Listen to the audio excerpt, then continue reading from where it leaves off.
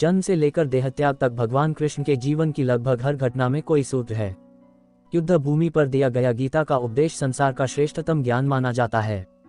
Management master कहें या जगत गुरु, गिरधारी कहें या रणछोड़, भगवान कृष्ण के जितने नाम हैं उतनी कहानियां। जीवन जीने के तरीके को अगर किसी ने परिभाषित किया है तो वो कृष्ण है। कर्म से होकर परमात्मा तक जाने वाले मार्ग को उन्हीं ने बताया है। संसार से वैराग्य को सिरे से नकारा, कर्म का कोई विकल्प नहीं, ये सिद्ध किया। कृष्ण कहते हैं, मैं हर हाल में आता हूँ, जब पाप और अत्याचार का अंधकार होता है तब भी, जब प्रेम और भक्ति का उजाला होता है तब भी। दोनों ही परिस्थिति में मेरा आना निश्चित है। वैसे तो कृष्ण का संपूर्ण जीवन ही एक प्रबंधन की किताब है, जिसे सैकड़ों हजारों बार कहा सुना जा चुका है। कुरुक्षेत्र में दो सेनाओं के बीच खड़े होकर भारी तनाव के समय कृष्ण ने अर्जुन को जो ज्ञान दिया वो दुनिया का श्रेष्ठतम ज्ञान है। गीता का जन्म युद्ध के मैदान में दो सेनाओं के बीच हुआ।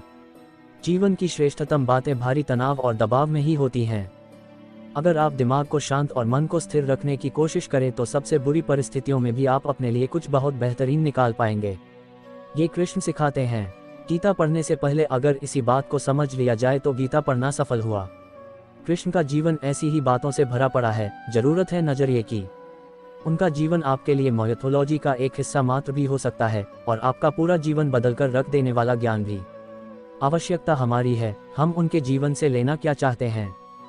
कृष्ण मात्र कथाओं में पढ़ा या सुना जाने वाला पात्र नहीं है, वो चरित्र और व्यवहार में उतारे जाने वाले देवता हैं।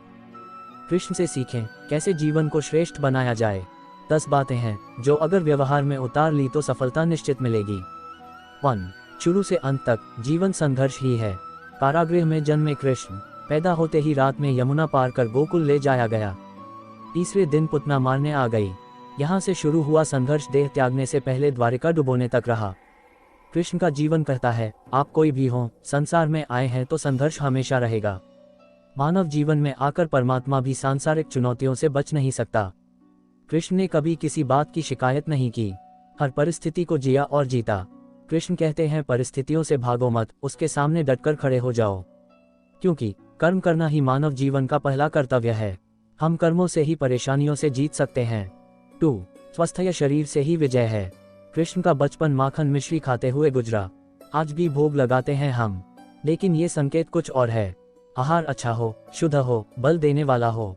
बचपन में शरीर को अच्छा आहार मिलेगा तो ही इंसान युवा होकर वीर बनेगा।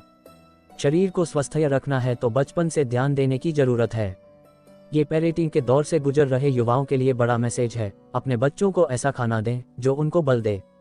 सिर्फ स्वाद के लिए ही ना खिलाएं, तभी वे बड़े होकर स्वयं को और समाज को सही दिशा में ले जा पाएंगे। 3. पढ़ाई किताबी ना हो, रचनात्मक हो।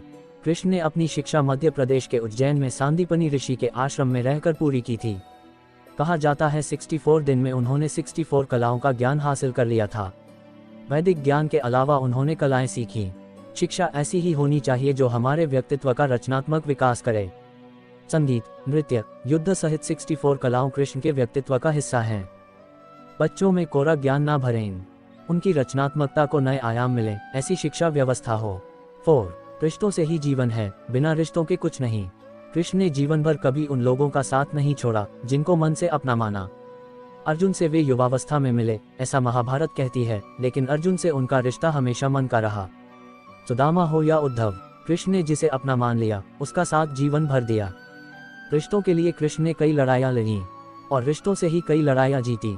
उनका सीधा संदेश है, सांसारिक इंसान की सबसे बड़ी धरोहर रिश्ते ही हैं। अगर किसी के पास रिश्तों का थाती नहीं है तो वो इंसान संसार के लिए गैर जरूरी है। इसलिए अपने रिश्तों को दिल से जिए, दिमाग से नहीं। 5. नारी का सम्मान समाज के लिए जरूरी। राक्षस नरकासुर का आतंक था। करीब 16,100 महिलाओं को उसने अपने महल में कैद किया था। महिलाओं से बलात्कार में उसे सुख मिलता था। कृष्ण ने उसे मारा, सभी महिलाओं को मुक्त कराया, लेकिन सामाजिक कुरीतियां तब भी थीं। उन महिलाओं को अपनाने वाला कोई नहीं था। खुद उनके घरवालों ने उन्हें दूषित मानकर त्याग दिया। ऐसे में कृष्ण आगे आए, सभी 16,100 महिलाओं को अपनी पत्नी का दर्जा दिया। समाज में उन्हें सम्मान के साथ रहने के लिए स्थान दिलाया। कृष्ण ने हमेशा नारी को शक्ति बताया, उसके सम्मान के लिए तत्पर रहे। पूरी महाभारत नारी के सम्मान के लिए ही लड़ी गई। आप कृष्ण भक्त हैं तो अपने आसपास की महिलाओं का पूरा सम्मान करें। कृष्ण की कृपा पाने का ये सरलतम मार्ग है। 6. आपके मतभेद अगली पीढ़ी के लिए बाधा ना बने। कम ही लोग जानते हैं कि जिस दुर्योधन के खिलाफ कृष्ण ने आजीवन पांडवों का साथ दिया, उसकी मौत का कारण भी कृष्ण की कूटनीति बनी। वही दुर्योधन रिश्ते में कृष्ण का समधी भी था। कृष्ण के पुत्र साम ने दुर्योधन की बेटी लक्ष्मणा का अपहरण करके उससे विवाह किया था, क्योंकि लक्ष्मणा साम से विवाह करना चाहती थी, लेकिन दुर्योधन खिलाफ था। साम को कौरवों ने बंदी भी बनाया था। तब कृष्ण ने दुर्योधन को समझाया था कि हमारे मतभेद अपनी जगह हैं, लेकिन हमारे विचार हमारे बच्चों के भविष्य में बाधा नहीं बनने चाहिए। दो परिवारों के आपसी झगड़े में बच्चों के प्रेम की बलि ना चढ़ाई जाए। कृष्ण ने लक्ष्मणा को पूरे सम्मान के साथ अपने यहाँ रखा। दुर्योधन से उनका मतभेद हमेशा रहा, लेकिन उन्होंने उसका प्रभाव कभी लक्ष्मणा और साम की गृहस्थी पर नहीं पड़ने दिया। 7. शांति का मार्ग ही विकास का रास्ता है। कृष्ण ने महाभारत युद्ध के पहले शांति से समझौता करने के लिए पांडवों और कौरवों के बीच मध्यस्थता की। हालांकि दोनों ही पक्ष युद्ध लड़ने के लिए आतुर थे, लेकिन कृष्ण ने हमेशा चाहा कि कैसे भी युद्ध टल जाए। झगड़ों से कभी समस्याओं का समाधान नहीं होता है। शांति के मार्ग पर चलकर ही हम समाज का रचनात्मक विकास कर सकते हैं। कृष्ण ने समाज की शांति से मन की शांति तक दुनिया को ये समझाया कि कोई भी परेशानी तब तक मिट नहीं सकती जब तक वहाँ शांति ना हो। फिर चाहे वो समाज हो या हमारा खुद का मन, शांति से ही सुख मिल सकता है, साधनों से नहीं। 8. हमेशा दूरगामी परिणाम सोचें। महाभारत में जुए की घटना के बाद पांडवों को वनवास हो गया। कृष्ण ने अर्जुन को समझाया कि ये समय भविष्य के लिए तैयारी करने का है। महादेव शिव, देवराज इंद्र और दुर्गा की तपस्या करने को कहा। कृष्ण जानते थे कि दुर्योधन को कितना भी समझाया जाए, वो पांडवों को कभी उनका राज्य नहीं लौटाएगा। तब शक्ति और सामर्थ्य की जरूरत होगी। कर्ण के कुंडल कवच पांडवों की जीत में आड़े आएंगे, ये भी वे जानते थे। उन्होंने हर चीज पर बहुत दूरगामी सोच रखी। कोई भी फैसला तात्कालिक आवेश में नहीं लिया। हर चीज के लिए आने वाली पीढ़ियों तक का सोचा।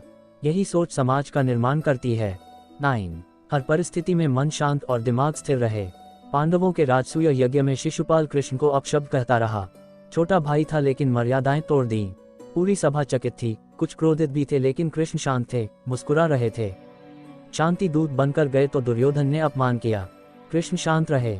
अगर हमारा दिमाग स्थिर है, मन शांत है, तभी हम कोई सही निर्णय ले पाएंगे। आवेश में हमेशा हादसे होते हैं, ये कृष्ण सिखाते हैं। विपरीत परिस्थितियों में भी कभी विचलित नहीं होने का गुण कृष्ण से बेहतर कोई नहीं जानता। 10. लीडर बने, श्रेय लेने की होड़ से बचें। कृष्ण ने दुनिया भर के राजाओं को जीता था। जहां ऐसे राजाओं का राज था जो भ्रष्ट थे, जैसे जरासंध, लेकिन कभी किसी राजा का सिंहासन नहीं छीना। कृष्ण के पूरे जीवन में कभी ऐसा नहीं हुआ कि उन्होंने किसी राजा को मारकर उसका शासन खुद लिया हो। जरासंध को मारकर उसके बेटे को राजा बनाया, जो चरित्र का अच्छा था। सभी जगह ऐसे लोगों को बैठाया जो धर्म को जानते थे। कभी किंग नहीं बने, हमेशा किंगमेकर की भूमिका में रहे। महाभारत युद्ध में भी खुद हथियार नहीं उठाया, पूरा युद्ध कूटनीति से लड़ा। पांडवों को सलाह देते रहे, लेकिन जीतने का श्रेय भीम और अर्जुन को दिया। और दोस्तों, ये वीडियो कैसी लगी कमेंट करके जरूर बताना और हमारे चैनल को सब्सक्राइब करना।